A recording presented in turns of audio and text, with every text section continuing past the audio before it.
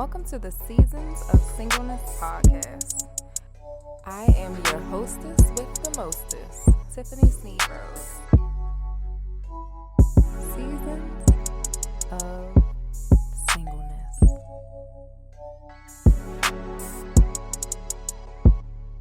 Seasons of Singleness. Hey y'all. I find that it is extremely funny that I'm discussing dramatic change, and over the last 2 weeks my life has really changed drastically or dramatically. I am a new mama.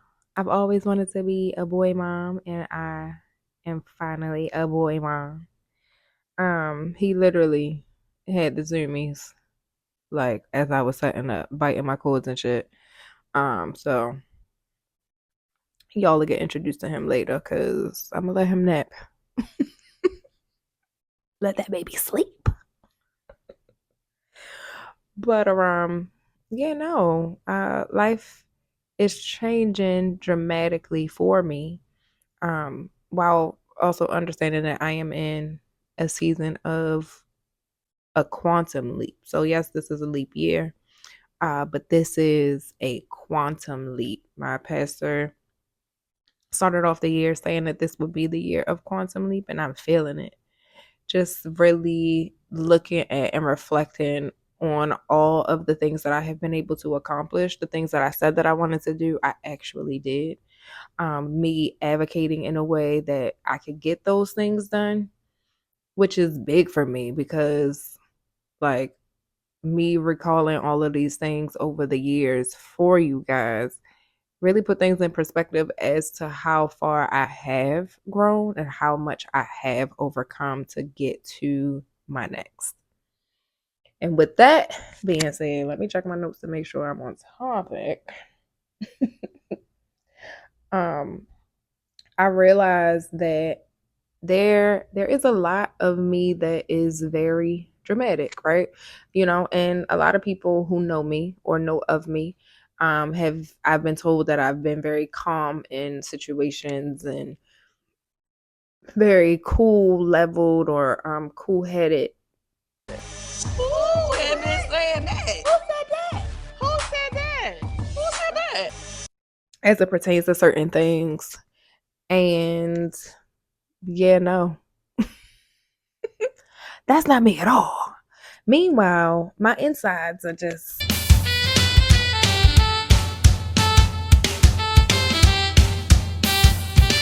going crazy because I don't know what to do. I be talking about my baby doing or with his zoomies, and that's literally my emotions when I'm undergoing certain things. I can be extremely dramatic, like it's bad. Now, while most of it is internal, oftentimes I feel like a lot of people forget that your internal reflection definitely exceeds to the external, especially as you are undergoing that thing and that you're doing the thing. Yeah, that's for my girlies and my guy friends that think like, oh no, it's a me thing. Eh, you spilling out on the semi stink. Just to let me be the first to tell you. um, but just recalling last episode where you know, God had to remove a lot of things in order for me to get to a space where I could hear him clearly, right? And even in that particular season, it wasn't that. Like, I realized that everything that I've had to endure thus far was purpose for this moment right now. And while that was hard to see in the moment, and specifically speaking to folks who find themselves in moments where you're just like, okay, I am in the middle of transition and I know that this is going to be a thing, or I know that I have to be here in order to get to this next thing. It's hard. Like, being completely honest, it's hard as fuck, especially for people who haven't gotten there yet, but you want to. That's hard. because you have to say goodbye to things that served you at one point. Like for me, having sex, smoking, drinking, taking drugs to get me out of here, like was a thing. That was a real thing. And um I couldn't associate the fact that I'm doing these things because they make me feel safe or they make me feel seen, even though it's not safe to my body. It's not safe for my mental. I know for me, when I get high, right? Like, yeah, I feel good for a moment, right? That's the gist of being high, right? I'll feel good. And this is no shade, no tea to anyone listening to this who may be experiencing this, or this is a thing that you do. This is just for me. Um, I also get very jittery. So it's like I can't wear jewelry or I have to take my necklace off because I feel like I'm being enclosed. I feel like people can see me because when you are on if when you are high, it shows up. Whether you done took a Molly pill or some ecstasy in your eyes, your pupils are real fucking big or real small, but your eyes are bugged out, or if you are high off weed and your eyes real low, your eyes are super red, or if you drunk off alcohol, you either smell like it, your eyes look fucking hazy, you're just looking crazy. Like there are often times where we do these things, right? I think about often how we get dressed up for our birthdays, right? Maybe now this might be for men too. I've seen on my timeline where we get so cute for our birthdays. We put in our best shit on, like this is it, just to get shit faced and be ugly as fuck at the end of the night. Like I don't want to. I'm kind of over that. Which brings me to like the point of the dramatic change, right? It was literally me walking into a season of understanding that I put myself in certain spaces when I didn't necessarily have to be there, but because they felt safe to me, that's what I decided to do. So my dramatic change was more so shifted or focused around I deserve better than this. I deserve more than what I'm giving myself. So, how do I move forward in this? Mind you, everything has been stripped from me. Losing friends, lost my relationships, um, was close to losing my job because stupid shit was happening. Because I didn't know that I had ADHD and I just couldn't get hard deadlines together. But being graced to have someone work with you and understand what that looks like. Um, I got robbed, lost my car. And then on top of the things, I thought that this relationship and this baby was gonna be my end all be all because this is something I've always wanted. But then both of those are gone in a sweep as well. So in the middle of all of this loss and chaos, and it's just like, okay, well, what the fuck is happening in my life? I had to really come to the realization with me being so self-aware, which can also be my downfall at times if I'm being honest. Because being self-aware for me means that I don't move. So it's like I can call out the thing and sometimes I just won't do the thing because I know what the thing is. I can put a face to a name or I can call out what this means and it stops me from moving sometimes. But even in my self-awareness moments, it was just like, okay, well, what the fuck is next for you? And for me, I'm not sure if anyone can relate to this, but I am so black and white. I'm either hot, I'm either cold. There is no lukewarm. There is no gray area when it comes to me because I know what that looks like. Um, my family has struggled. My family has struggled with addiction. And for me, like being on the borderline of what that was, it's like, okay, cool. I got to make a change. Because if not, I wouldn't be here with you today. Okay. I wouldn't be able to sit in this seat and really like recall these moments. You see, I'm learning. Oh, here, my baby. He trying to get his feature. But yeah, no, I had to rest in my power of understanding that I am the reason that things are the way that they are. And while, yes, there are moments in my life where things have happened to me, and I am not responsible for that happening to me, but I am responsible for how I move forward after the thing, right? So, what that means sometimes is forgiveness, right? Or acknowledgement of the situation, understanding that there are certain habits in my life that have come to fruition based off of the incident that is happening, but I am responsible for how I respond in those moments. My promiscuity, is that the word?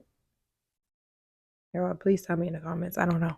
I think that's the word. I think that's how you say it, because I be knowing words, but I be fucking up how you say it. So that's just my truth. Either take it or leave it.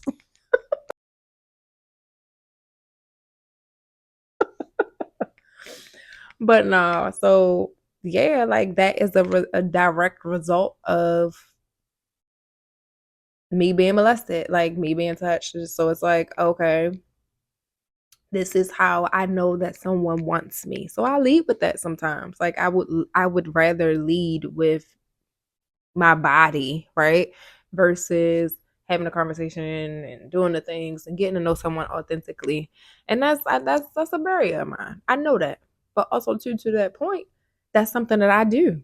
I can't be upset at the fact that no one wants to pursue a relationship with me if I'm leading in a certain space. And that understanding that that is a direct result of something that has happened to me, but also I am now responsible for how I move forward. Just a little example of how that shows up in your life or how it shows up in mine. Um, but yeah, I've realized that I am the reason. It is me. I am responsible for every decision that I put out into this world, every decision that I take on, every decision that I choose to go, the path. I've created it. I've literally done the things. I have. I lit up the joint. I took the pills. I smoked the weed. I said the joint. Good God, I sound old.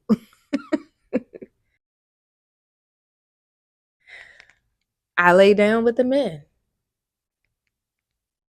I was outside. Me. By myself. You ever go night night, nigga? You ever go night night, nigga? Everybody go night night, nigga. Well, not by myself. I definitely had help. But yeah. I invited the friends. I brought the people in. I hosted the parties. I went to the parties. I paid for admission. I paid for the flight tickets. I didn't pay my bills. Like, these are real things, right? These are choices. I cannot be upset at the fact that my car is being repossessed because I decided that drinking and being outside with my friends was more important than me paying my bills. It's not always me because I made a decision. Like, that was my choice. And that is a-okay. Like, I feel like sometimes we relish in the fact that things have happened to us, right? And I'm not negating that at all because things have happened to me. But again, we are responsible for how we move forward after that. I can't play victim anymore, especially because I am now making a choice to do the things that keep me victimized.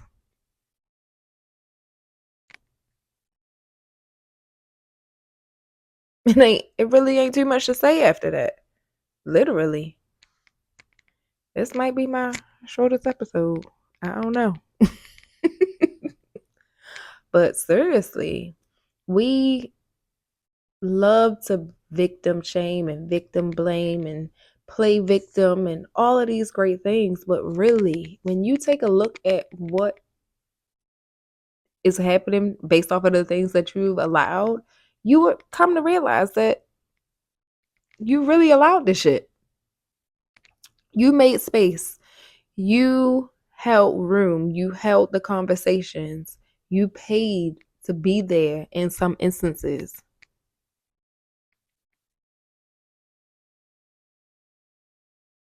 And even more than the physical, right? Of wearing, but you wore the outfits. I literally dressed my shame every fucking day. Put my best on. But so I thought. Anyway, all of the things as a direct result of who I was in those moments, it was me. Point blank, period.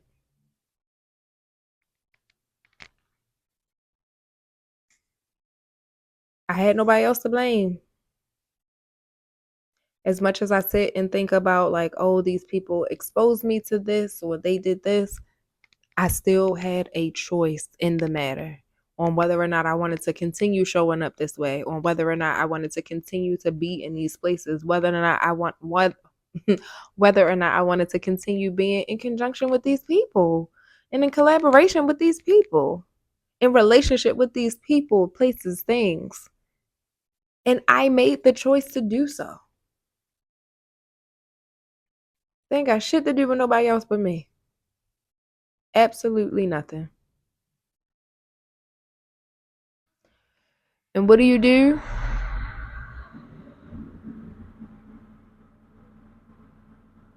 Rude. But what do you do when you find yourself in those spaces? You adjust.